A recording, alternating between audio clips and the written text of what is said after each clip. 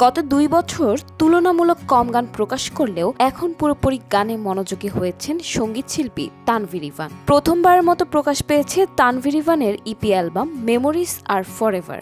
7টি গান নিয়ে তৈরি এই অ্যালবামের গানগুলো ইতোমধ্যেই ছাড়িয়েছে মিলিয়ন ভিউ, আর মন্তব্যের ঘরে প্রশংসা কুড়াচ্ছে ইভানের গায়কী।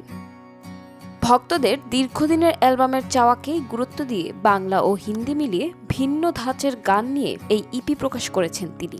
সামনে কয়েকটি গানের মিউজিক ভিডিও প্রকাশের পরিকল্পনাও রয়েছে, যা আসবে তার ইউটিউব চ্যানেলে। 2013 সালে নিজের লেখা ও সুরে ম্যানে রোয়া দিয়ে গানের যাত্রা শুরু করেন ইভান। শুরুতে তেমন সাড়া না পেলেও বর্তমানে গানটির ভিউ প্রায় 40 কোটি। এরপর 2016 সালে বেস্ট ফ্রেন্ড নাটকের অভিযোগ গান দিয়ে বাংলা গানে আলোচনায় আসেন তিনি। পরে অভিমান গান তাকে ব্যাপক জনপ্রিয়তা এনে দেয় এবং এই গানেই মেরিল প্রথম আলো পুরস্কারে পাঠক ভরে সেরা গায়ক হন। তবে চলচ্চিত্রে এখনও প্লেব্যাকের প্রস্তাব না পেলেও সুযোগ পেলে আগ্রহী ইভান। তার ভাষায় রোমান্টিক গানই তার সিগনেচার, আর প্লেব্যাক শুরু করতে চান শাকিব খানের সিনেমা দিয়ে। 2018 সাল থেকে স্পটিফায়ে নিয়মিত শোনা যাচ্ছে তানভীর ইভানের গান। বাংলাদেশি শিল্পীদের মধ্যে দীর্ঘদিন ধরে তিনি স্পটিফাইয়ের টপ আর্টিস্ট, তবে তুলনায় যেতে নারাজ ইভান। এটিকে তিনি শ্রোতাদের ভালোবাসা বলেই মনে করেন।